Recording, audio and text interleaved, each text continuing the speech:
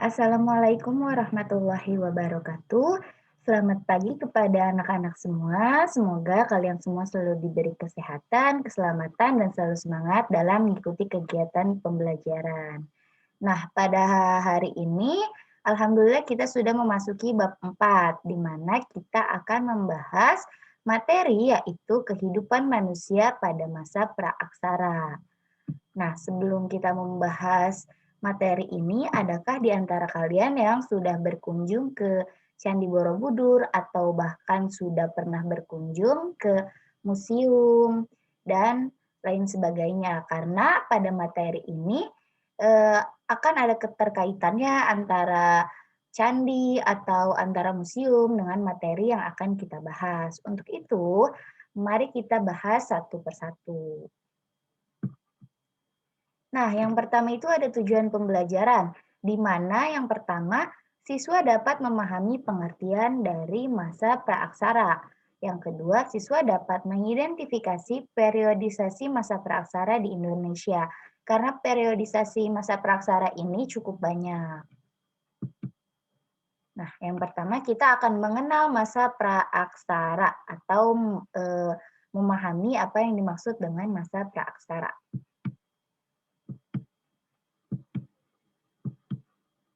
Nah, masa praksara merupakan salah satu periode dalam kehidupan manusia ketika manusia belum mengenal tulisan. Jadi manusia itu belum mengenal apa yang dimaksud dengan tulisan.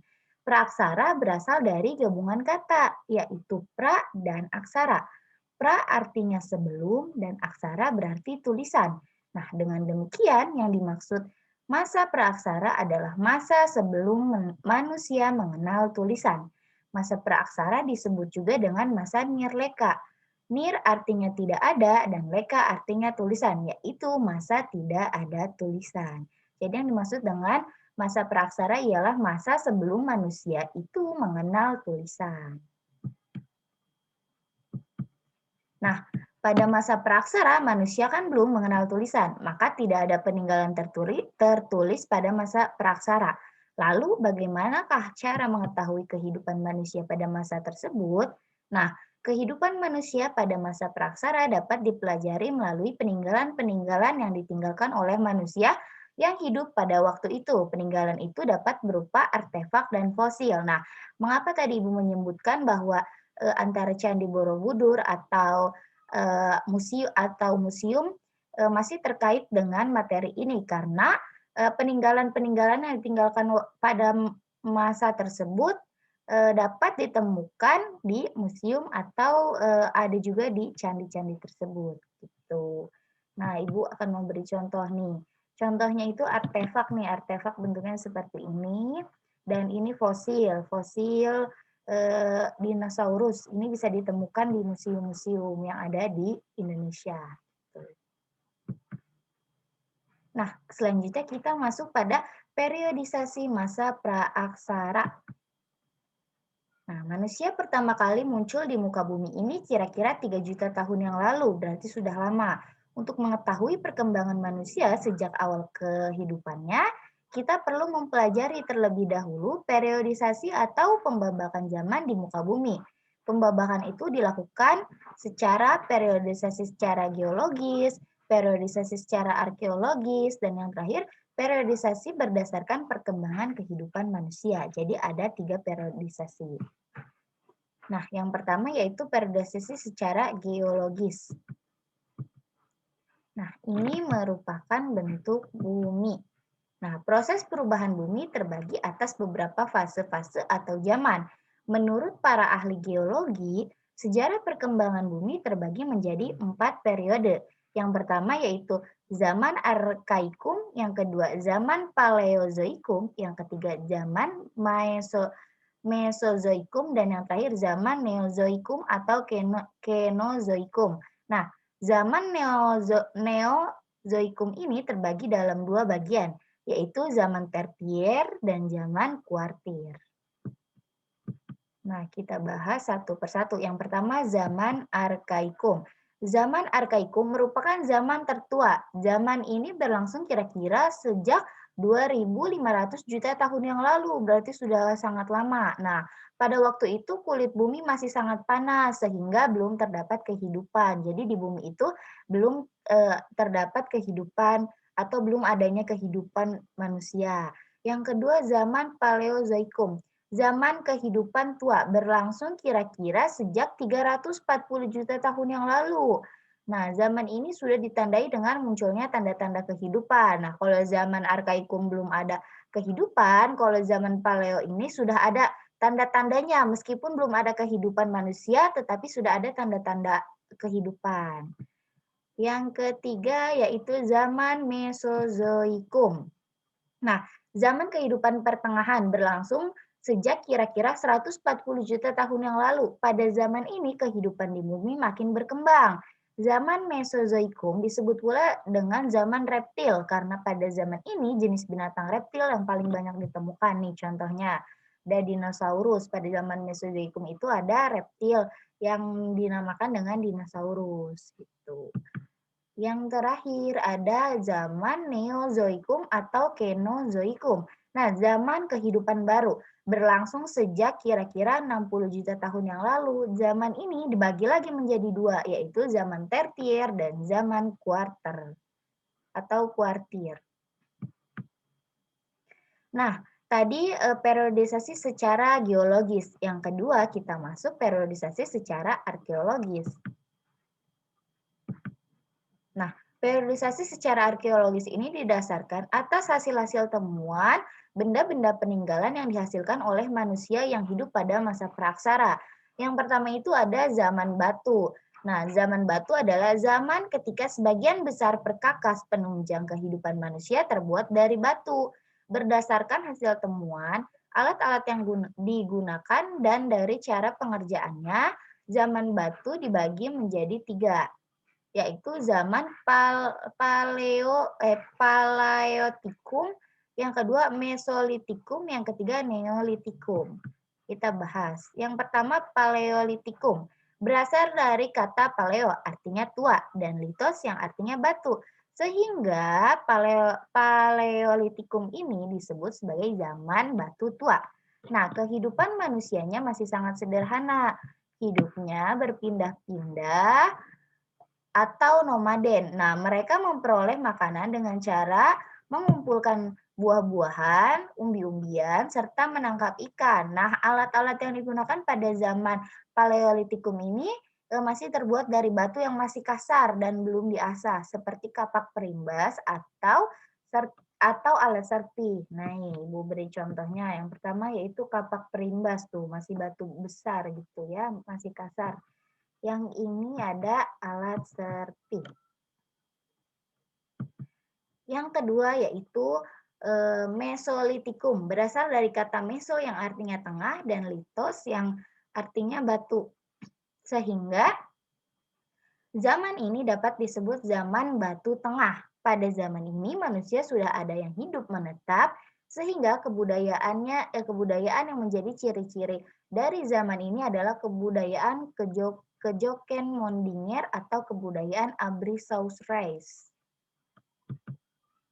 Nah, ini Kejoken Mondinger dan ini Abrisausrais. Gitu. Yang ketiga yaitu ada Neolitikum, berasal dari kata neo yang artinya baru dan litos yang artinya batu. Neolitikum berarti zaman batu baru. Nah, pada zaman ini telah terjadi perubahan mendasar pada kehidupan masyarakat praaksara. Mereka mulai hidup menetap dan mampu menghasilkan bahan makanan sendiri melalui kegiatan bercocok tanam. Nah, hasil kebudayaan yang terkenal dari zaman ini adalah kapak persegi dan kapak lonjong. Nah, ini kapak persegi dan ini kapak lonjong. Nah, selain itu ada juga tradisi megalitik. Apa sih yang dimaksud dengan tradisi megalitik? Nah, megalitik berasal dari kata mega yang artinya besar dan litos yang artinya batu. Berarti megalitik berarti batu besar. Jadi yang dimaksud dengan tradisi megalitik adalah pendirian bangunan dari batu yang berukuran besar. Nah, tradisi ini muncul pada zaman batu dan erat kaitannya dengan kepercayaan yang berkembang pada saat itu, yaitu pemujaan terhadap roh nenek moyang. Nah, jenis-jenis bangunan megalitik ini ada banyak, di antaranya ada menhir, ada dolmen, ada kubur peti batu, ada warga, ada sarkofagus, ada punden berundak, dan ada patung. Tuh. Nah, tadi ada zaman batu, yang selanjutnya itu ada zaman logam. Nah, sebagai perkembangan dari zaman batu, manusia masuk ke zaman logam. Nah, pada zaman ini manusia tidak hanya menggunakan bahan-bahan dari batu untuk membuat alat-alat kehidupannya, tetapi juga mempergunakan bahan dari logam, yaitu perunggu dan besi. Menurut perkembangannya, zaman logam dibedakan menjadi tiga, yaitu zaman perunggu, zaman tembaga, dan zaman besi. Tetapi di Indonesia hanya mengalami dua zaman, yaitu zaman perunggu dan zaman tembaga. Nah, benda-benda yang dihasilkan pada zaman ini diantaranya ada kapak corong atau kapak yang menyerupai corong, ada nekara, ada moko, ada bejana perunggu, manik-manik cendrasa atau kapak sepatu. Tuh. Nah, yang terakhir ada periodisasi berdasarkan perkembangan kehidupan manusia. Nah, periodisasi ini didasarkan atas perkembangan kehidupan manusia praaksara. Berdasarkan hal tersebut, maka masa praaksara dapat dibagi menjadi beberapa tahap, yaitu ada masa berburu dan mengumpulkan makanan, ada masa bercocok tanam, dan ada juga masa perundagian. Untuk lebih jelasnya akan ibu bahas satu persatu. Yang pertama yaitu masa berburu dan mengumpulkan makanan. Nah, masa berburu dan mengumpulkan makanan ini dibagi menjadi dua tingkat, yaitu masa berburu dan mengumpulkan makanan tingkat sederhana dan masa berburu dan mengumpulkan makanan tingkat lanjut. Nah, untuk tingkat sederhananya diperkirakan semasa dengan zaman Paleolitikum. Jenis makanan yang dikumpulkan misalnya ubi-ubian, buah-buahan, dan daun-daunan. Adapun untuk yang makanan tingkat lanjut, diperkirakan semasa zaman Mesolitikum. Kalau yang tingkat sederhana di masa Paleolitikum, kalau yang tingkat lanjut sudah memasuki masa Mesolitikum. Nah, kehidupan manusia pada masa ini sudah mengalami perkembangan dibandingkan dengan masa sebelumnya. Gitu. Berarti sudah ada kemajuan gitu ya. Nah, ini contohnya. Yang kedua ada masa bercocok tanam. Nah, setelah tahap hidup berburu dan mengumpulkan makanan dilalui, maka manusia memasuki masa tanam. Masa bercocok tanam diperkirakan semasa dengan zaman Neolitikum. Pada masa ini, peradaban manusia sudah mencapai tingkat yang cukup tinggi. Manusia sudah memiliki kemampuan mengolah alam untuk memenuhi kebutuhan hidupnya dengan bercocok tanam dan mengembangbiakan binatang ternak. Jadi mereka sudah mempunyai binatang ternak. Nah, manusianya sudah hidup menetap dan tidak lagi berpindah-pindah seperti halnya pada masa berburu dan mengumpulkan makanan.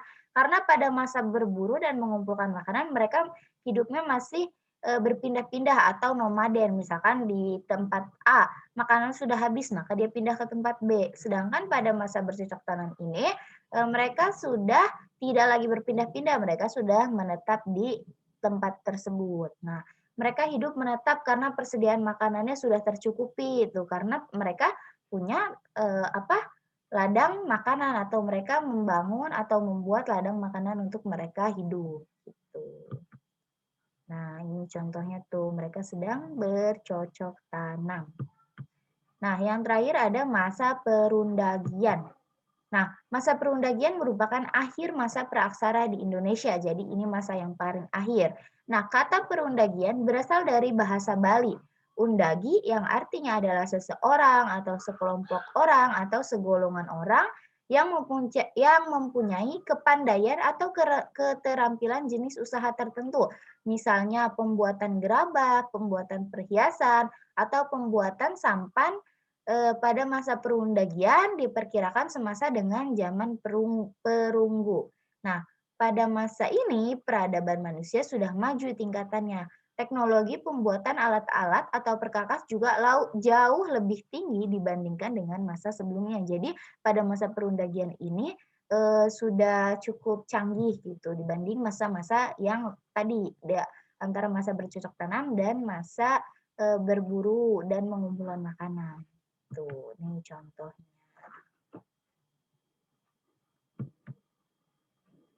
Nah, cukup sekian yang dapat Ibu sampaikan pada materi kali ini. Kurang lebihnya Ibu mohon maaf dan jika ada yang ingin ditanyakan bisa ditanyakan di WA grup kelas masing-masing atau bisa juga PC Ibu. Cukup sekian untuk hari ini. Wassalamualaikum warahmatullahi wabarakatuh.